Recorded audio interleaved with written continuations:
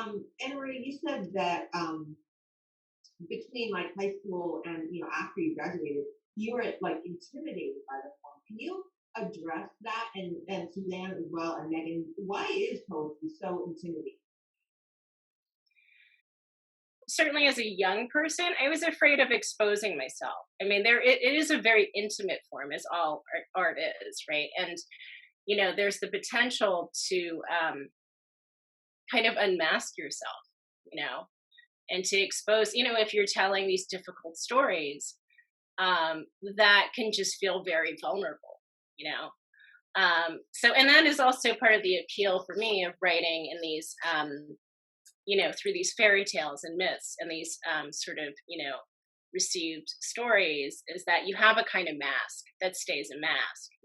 You can tell a personal story, but it's on the face of it about Rumpelstiltskin, or Hansel and Gretel, or whomever, you're writing through.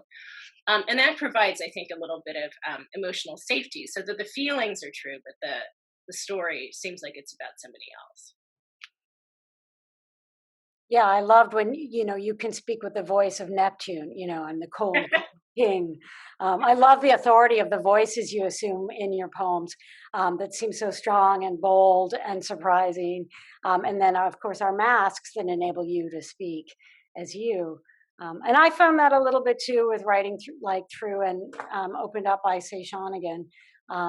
That question of intimidation, and I still feel that way myself as well sometimes, that I'm not going to write a poem. I don't know how to write a poem that matters, that changes the world, or that contributes in a meaningful way to important conversations, or that has gravity to it.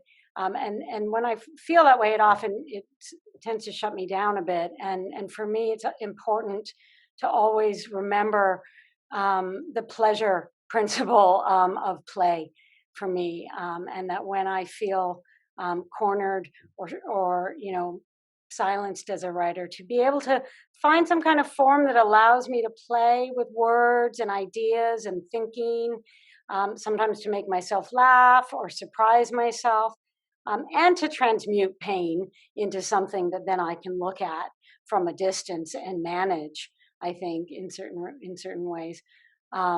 That line, I think it's the line in there's a line in that poem that Sydney read, from my poem, the more words a person has for her experiences, the more distantly she can perceive them. I do find it helps to write and then be able to look from a distance. For me, the lists were a form of play when I couldn't write. I love limericks. I love haiku. I love short aphoristic forms that you can get in and get out quickly. And I think if it gives you pleasure, I love that line. There's a poet named Gertrude Stein who's famously sort of avant-garde, and people are afraid of the way she writes because she doesn't write in conventional sentences or syntax, and her paragraphs look very strange or read very strangely. But she says, if you enjoy it, you understand it. And I think that's important to me.